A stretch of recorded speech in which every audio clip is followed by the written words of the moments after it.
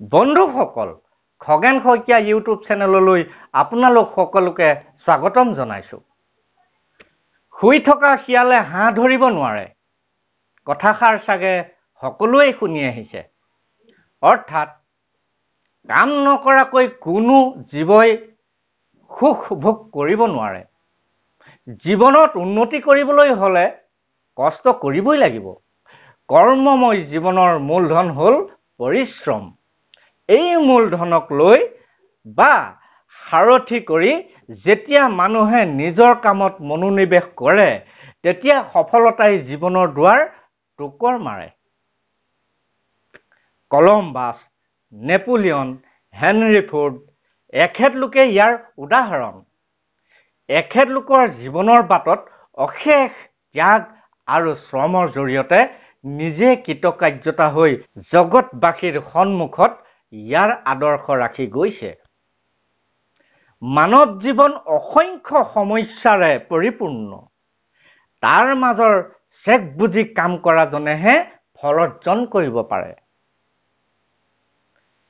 বীৰ লাচিতে সেই মুহূৰ্তত মোমায়েকক কাটি দুচেও নকৰা হ'লে গড়ৰ কাম সম্পূৰ্ণ নহ'লহেঁতেন।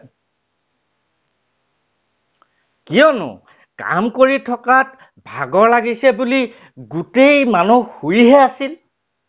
খৰধৰকৈ বহু কষ্ট কৰি কাম কৰিলতহে গড়ৰ কাম সম্পূৰ্ণ হৈছিল আৰু যুদ্ধত জয়ী হৈছিল, দেশ ৰক্ষা পৰিছিল। গতিকে জীৱনলৈ কেতিয়াবা অসফলতা আহিলেও তাক কঠোৰ পৰিশ্ৰমেৰে হাঁহি হাঁহি প্ৰত্যাহ্বান জনোৱা উচিত। এটা সপোন যদি কোনোবা দিনা ভাগি যায়, তেতিয়া আন এটা সপোন সম্পূৰ্ণৰূপে গঢ়াৰ চেষ্টা কৰিব লাগিব। জীৱন সংগ্ৰাম সাৰ্থকতাৰ দ্বাৰাহে পোৱা যায়, পলায়নৰ দ্বাৰা পোৱা নহয়। পলায়নৰ দ্বাৰা সাৰ্থকতা পোৱাটো অসম্ভৱ। মুঠতে কোনো মানুহে সফল হ'ব নোৱাৰে যদিহে পৰিশ্ৰম নকৰে।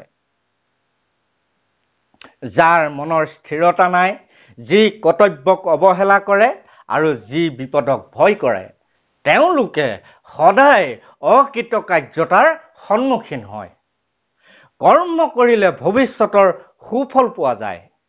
যেনে কমেও 100 জোপা গছ পুলি ৰুলে সেই গছ ডাঙৰ হৈ এদিন ভৱিষ্যত প্ৰজন্মৰ বাবে ভাল কামত আহিব। সেই ঠাইৰ পৰ্যাবৰণ কিমান ভাল হ'ব ভাবি চাওকচোন। পৰিশ্ৰমেই উন্নতিৰ মূল।